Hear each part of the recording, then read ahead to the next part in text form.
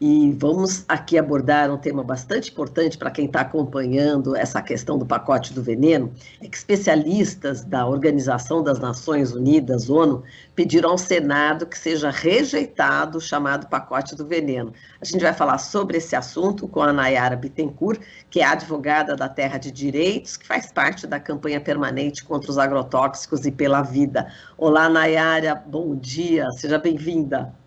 Bom dia, Marilu, obrigada. Bom dia a todas e todos que nos assistem.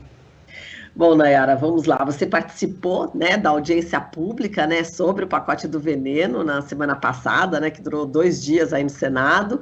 O posicionamento das Nações Unidas contra o pacote do veneno é uma forte aliada nessa batalha que se trava no Brasil, Nayara. Qual que é o impacto que esse documento da ONU pode ter aí dentro do Congresso, que a gente sabe que tem uma forte bancada ruralista, né?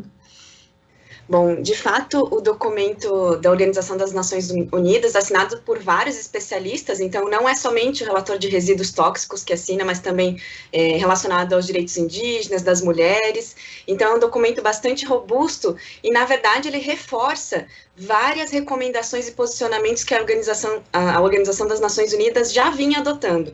Então, em 2019, por exemplo, a gente teve uma visita do relator de resíduos tóxicos no Brasil e ele recomendou fortemente que o Brasil rechaçasse qualquer alteração legislativa em relação à lei de agrotóxicos. Então, na verdade, é uma reafirmação de uma posição que tanto o relator de resíduos tóxicos quanto o relator de direito à alimentação já haviam recomendado ao Brasil. Exato, e eles falam, né, no documento, né, justamente emitido pela ONU, eles falam se a nova legislação sobre agrotóxicos for aprovada, vai expor a população, principalmente agricultores, trabalhadores, indígenas, né, as comunidades camponesas, a substâncias perigosas, com consequências potencialmente devastadoras para a saúde e para o bem-estar. Portanto, este documento, ele reforça, né, tudo que os especialistas aqui brasileiros também têm falado, e a gente sabe que a Larissa Meias Bombardi também, que está na Bélgica, está pressionando lá o Parlamento Europeu, e agora a gente tem esse documento da ONU, né, quer dizer, e as pessoas realmente que estão ali, próximas, né, ao cultivo desses produtos, essas pessoas são as mais expostas, sem dúvida, né, Nayara? Com certeza. A cadeia de agrotóxicos, ela, de um modo geral, afeta todos e todas nós, né, em diversas escalas. Mas, de fato, são as populações que vivem no campo, nas florestas, ou mais próximas das águas também, são aquelas que são mais afetadas pelo uso desses produtos. E aí a gente pode citar, como você mesma disse, Marilu, as comunidades quilombolas, camponesas, os povos indígenas, que vêm sofrendo até com os agrotóxicos utilizados como arma química para expulsão territorial, que é bastante grave, e uma séria violação de direitos humanos, do direito dessas populações, mas também os trabalhadores rurais, né, aqueles trabalhadores que acabam tendo que trabalhar com a aplicação, o uso desses produtos, são aqueles que são mais expostos e mais suscetíveis a intoxicações agudas, por exemplo. E, Nayara, aquele mito, né, que é preciso usar agrotóxico para alimentar o mundo, né, na nota, né, a ONU diz que é um mito que os pesticidas são necessários para alimentar o mundo e que os efeitos adversos dos pesticidas sobre a saúde e a biodiversidade são, de alguma forma, um custo que a sociedade moderna tem que suportar, né, quer dizer, é enfática também a nota nesse sentido, né, desse mito. Com certeza. Nós costumamos dizer pela campanha que nós privatizamos o lucro, né, com o uso excessivo de agrotóxicos, mas socializamos o dano com toda a população. Então, quem acaba sofrendo com essas consequências pelas águas, pelo solo, pela exposição direta, somos todos e todas nós. E, de fato, esse é um mito, né, um mito que é instaurado pelo agronegócio da propaganda, nas suas propagandas, de que teria que se usar agrotóxico para que se alimentasse a população. E, na verdade, a gente gente percebe que quem alimenta a população, especialmente a população brasileira, é a agricultura familiar, que usa pouco desses insumos, né? Pouco dos agrotóxicos. É preciso, claro, incentivar políticas públicas para a transição agroecológica, é preciso investir em tecnologia para, justamente, né, a agroecologia precisa de tecnologias, de estudos, tanto populares quanto científicos, e precisa de um incentivo estatal, né, para que a gente possa, de fato, reduzir agrotóxicos. Tramita também, Marilu, no Congresso Nacional, uma política nacional de redução de agrotóxicos. Então, ao passo em que a gente tem um projeto de lei que flexibiliza o nosso marco regulatório de agrotóxicos, a gente também tem uma alternativa, que é uma política nacional de redução, que não é nada radical, mas ela traz passos importantes para que a gente, no âmbito da educação, da política pública, do incentivo à transição agroecológica, da fiscalização, nós possamos, enquanto nação, reduzir o uso desses produtos, assim como a própria Organização das Nações Unidas recomenda.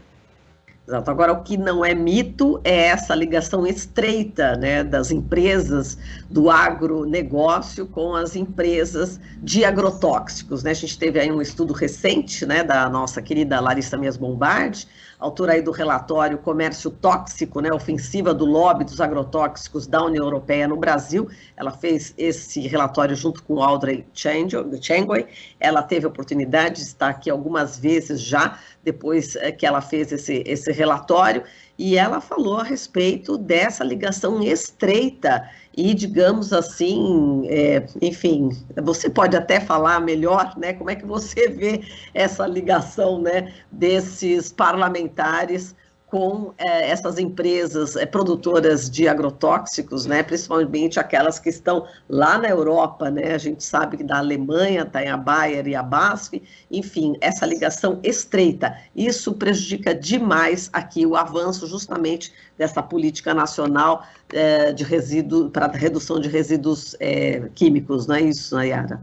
Exatamente. Bom, a professora Larissa consegue trazer com muito mais presteza essas informações, mas de fato a gente denuncia de que o mercado hoje é bastante concentrado, o mercado de agrotóxicos e de sementes, né? São 4 grandes corporações internacionais de capital transnacional que dominam não só o mercado internacional, mas especialmente aqui o mercado brasileiro. A maioria dos agrotóxicos que foram autorizados ou liberados, né? Lembrando que o Bolsonaro, nesse último governo Bolsonaro, se aprovou mais de 1.500 novos agrotóxicos, o que é bastante grave. Esses produtos, em sua maioria, eles têm as suas patentes sob responsabilidade dessas grandes empresas. E aí nós também discutimos muito no âmbito de direitos humanos como que se é possível responsabilizar toda essa cadeia produtiva, porque, por exemplo, né, no uso abusivo de agrotóxicos, numa contaminação de solo, numa contaminação de água, ou numa intoxicação coletiva ou individual alguma população, nós, de fato, acabamos, há uma dificuldade de responsabilização até na ponta, né, do fazendeiro que aplicou, ou da empresa de pulverização aérea, por exemplo, mas nós discutimos muito a necessidade de responsabilizar toda essa cadeia produtiva, né, especialmente essas grandes empresas transnacionais, porque sem uma responsabilização efetiva, né, solidária de todos esses agentes violadores, nós não conseguiremos, de fato, avançar no marco regulatório mais protetivo à população brasileira.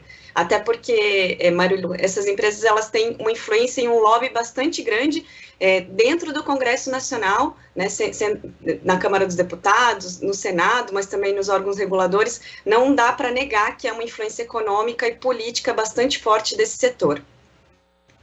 Exato. Agora, Nayara, outro dia eu vi um vídeo, já faz um bom tempo, eu vi o próprio diretor da Anvisa elogiando, né, a então ministra da Agricultura, uma relação bastante estreita. Agora, em relação a essa audiência pública, né, que aconteceu na semana passada, que você também teve presente, o senador Assir Gurgax, né, ele que é aí o presidente, né, da Comissão de Agricultura e Reforma Agrária, ele disse que vai fazer a reanálise, né, do parecer, né, do projeto de lei 1459, que altera justamente essa legislação relativa aos agrotóxicos, né? Eu queria que você falasse dessa sua participação né, no Senado, como é que você viu, enfim, essas audiências públicas, e foram faladas aí muitas mentiras, né? Eu estava vendo aqui, acompanhando, estudando, né, para te entrevistar, e eu queria que você falasse algumas desses absurdos, né, que foram colocados aí nessa audiência pública, Nayara. Perfeito, Marilu. Bom, primeiro reforçar que a realização de audiências públicas é fundamental no Senado, né, ou na Câmara dos Deputados, como um espaço democrático de se debater argumentos. E foi isso que aconteceu também no Senado, nesses 2 dias, né, de realização de audiências públicas. Tinham pessoas favoráveis à flexibilização do marco regulatório e tinham pessoas, assim como foi a minha posição, bastante críticas a essa alteração legislativa, entendendo que a nossa atual lei tem alguns déficits, né, algumas deficiências ainda, mas não em relação ao que se pretende com o projeto de lei. Nós deveríamos avançar no marco mais protetivo e não num marco mais flexibilizatório em relação especialmente ao registro de novos produtos. E aí é bastante interessante, né, Marilu, algumas questões que se vêm colocado, que nós vimos colocado lá, em termos discursivos, justamente para rebater alguns argumentos que a sociedade já não aceita mais. Por exemplo, a sociedade tem chamado essa alteração legislativa, esse projeto de lei, como um pacote do veneno, né? Justamente porque assim o é. É um projeto que pretende acelerar esses registros, flexibilizar uma série de previsões legais que já existem há 30 anos no Brasil. Bom, em relação a isso, alguns setores do agronegócio utilizam o nome Lei do Alimento Mais Seguro, e nós questionamos bastante isso, porque, de fato, não há nenhuma menção no projeto de lei que torne essa legislação uma lei do alimento mais seguro, né? Só se for mais seguro para as grandes corporações ou para o grande agronegócio, mas para os consumidores, para os agricultores, para as pessoas que estão sofrendo na ponta, certamente não é nem um pouco seguro, né? Nós também vimos alguns argumentos que se referem bastante equivocados em relação ao que se pretende alterar no projeto de lei em relação ao registro tripartite de agrotóxicos. Hoje, um agrotóxico, para ele ser autorizado, ele deve passar pela Anvisa, que é o órgão da saúde, ele deve passar pelo Ministério da Agricultura, que é o órgão justamente de agricultura, e ele deve passar pelo IBAMA, que é o órgão de controle ambiental. Bom, isso é um sistema que tem funcionado, né, ainda que tenha os seus déficits, mas ele tem funcionado e é recomendado, inclusive, em outros países, né, utilizado como exemplo. Mas, nesse caso, se quer dar um superpoder ao Ministério da Agricultura e diminuir o poder do Ministério da Saúde e do Ministério do Meio Ambiente, no caso, Anvisa e IBAMA, o que é bastante sério, né, e esses setores do agronegócio diziam que não se vai alterar isso, né, de uma forma bastante equivocada, enfim, que se deve usar agrotóxicos, que se demora muito para autorizar agrotóxicos no Brasil, que o próprio IBAMA rechaça em uma nota técnica redigida em 2018, o IBAMA reforça que não se leva tudo isso de tempo para se autorizar um produto, que há análises que são complexas sim, que são necessárias para que um produto extremamente tóxico, né, um produto que cause dano ou risco à população, seja autorizado. Então, esses são alguns dos argumentos, mas nós vimos vários deles serem levantados ali, bastante equivocados. Exato. Agora, a gente vai ressaltar agora, nesse momento, Nayara, o que um professor sênior da Escola Superior de Agricultura, Luiz de Queiroz, da Universidade de São Paulo, ESALC, né, da USP, José Otávio Menten, ele diz que o aumento do número de pesticidas registrados nos últimos 3 anos não é necessariamente negativo. Enfim, partindo da academia, né, partindo de uma universidade de São Paulo, uma declaração dessas, né, enfim, te surpreende? A gente sabe que existem universidades como a Unicamp, né, que tem um posicionamento bastante claro em relação a essa questão, né, dos agrotóxicos. Como é que você vê também parte, né, da academia, digamos assim, talvez seja realmente, não sei se maioria ou minoria, você pode me dizer agora, e com essa visão ainda, né, enfim, com essa visão de, entre aspas, defesa, né, do agrotóxico? Bom, infelizmente, nós vemos que essas posições são bastante comuns entre vários setores acadêmicos, né, especialmente por especialistas relacionados à agronomia, né, o setor agronômico, e, claro, ainda há um setor bastante crítico e fortalecido em relação à promoção da agroecologia, né, promoção da vida, redução do uso desses produtos, mas, de fato, o discurso que impera, e talvez até por uma prevalência econômica, justamente, desses argumentos, né, enfim, eles são incentivados, eles são financiados, eles, né, podem até ter algum tipo de conflito de interesse entre a pesquisa que é realizada numa universidade pública e ao discurso que é propagado, que incentiva o lucro privado, mas, infelizmente, nós vemos esses discursos serem propagados com bastante frequência nesses meios, e por isso a necessidade de da valorização de uma educação pública bastante independente, crítica, com recursos próprios, né, sem o financiamento dessas empresas privadas que, obviamente, têm os seus interesses comerciais quando financiam algum tipo de pesquisa acadêmica. Até gostaria de fazer uma denúncia aqui, Marilu, que nós ficamos sabendo agora que haverá um déficit, né, um corte no repasse orçamentário às universidades públicas para o ProAgro, né, um programa de financiamento do agronegócio. Ou seja, também se tem um incentivo público de deslocamento de recursos para a educação pública gratuita, de qualidade, laica, né, independente, para um programa de financiamento ao agronegócio. Então, gostaria de deixar aqui publicamente uma indignação em relação a esse deslocamento de recursos que pode, inclusive, inviabilizar os estudos e pesquisas acadêmicas das universidades no próximo semestre.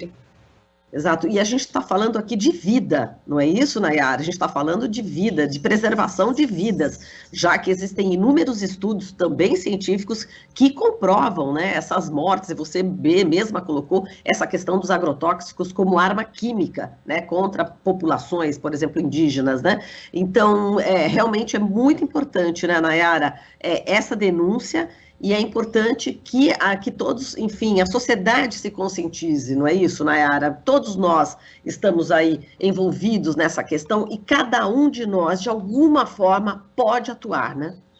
Com certeza, há diversas formas do engajamento, do envolvimento, de uma denúncia, desde, claro, né, de uma opção por adquirir alimentos de agricultores familiares, né, que se saiba a procedência desse alimento, mas também existe um momento que é de denúncia. Hoje nós estamos muito conectados, né, e conectadas, Marilu, então o papel de denúncia, de propagandeamento, né, dessas barbáries que tem, dessa boiada que tem tramitado no Congresso Nacional é fundamental para a população, até porque isso vai influenciar certamente o cenário eleitoral agora de outubro de 2022. Então, é preciso denunciar especialmente como esses representantes parlamentares têm se posicionado, como têm propagado essas ideias e, ao mesmo tempo, disseminar informações seguras, né, informações confiáveis, e não fake news, como a gente viu ali em alguns posicionamentos da audiência no Senado. Exato, aqui eu só vou acrescentar um dado, né, que achei importante também durante essa audiência pública, né, Nayara, sobre o IDEC, né, o trabalho que o IDEC fez. O Rafael Rioja Arantes, né, apresentou um estudo inédito, né, mostrando que de 24 produtos ultraprocessados, né, de origem animal, 14 apresentaram, olha só, o glifosato, que é um agrotóxico realmente proibido em vários países já da Europa, e aqui o pessoal fala, não vamos consumir o produto in natura, vamos para o ultraprocessado, e não adianta, quer dizer, até pior, não é isso? Com certeza. O IDEC tem feito um trabalho extremamente respeitável em relação ao monitoramento dos produtos ultraprocessados, indicando que sim, os resíduos de agrotóxicos permanecem nesses produtos, não adianta parar de comer frutas e verduras, né? Não, isso não adianta, porque esses produtos, inclusive, podem até ter mais resíduos do que os produtos in natura. Isso até o programa de análise de resíduos de alimentos, que inclusive, Marilu, está parado desde 2018, nós não temos informações sobre como é que tem andado o programa de análise de resíduos em alimentos, que é um sistema de bastante importância para que a população também monitore, né, e controle os produtos que consome, e o IDEC vem denunciando especialmente análise nesses produtos ultraprocessados. E até gostaria de reforçar que você falou muito sobre o glifosato agora. A Bayer, inclusive, foi condenada com um um reforço na Corte Superior dos Estados Unidos em relação a pagar a indenização milionária em relação aos danos causados pelo Roundup, né, que é um produto utilizado à base de glifosato. Então, também, não só no Brasil, mas na Europa se já tem discutido isso, e nos Estados Unidos essas grandes empresas, de alguma forma, começam a ser responsabilizadas. Exatamente. Aqui elas precisam ser responsabilizadas também, como você falou, não é isso, Nayara, logo no início. Bom, Nayara, eu agradeço aqui a sua participação, muitíssimo obrigada, volte mais vezes, obrigada e parabéns, viu, por sua atuação, viu, Nayara? Você é uma pessoa realmente muito engajada, a gente já tem há algum tempo acompanhado o seu trabalho, e parabéns, viu, pelo seu empenho aí, em defender-nos. Muitíssimo obrigada, Marilu, pelo espaço, pela relevância do debate, como esse e outros tantos que são trazidos aqui na Rádio Brasil Atual, na TVT. Muitíssimo obrigada novamente.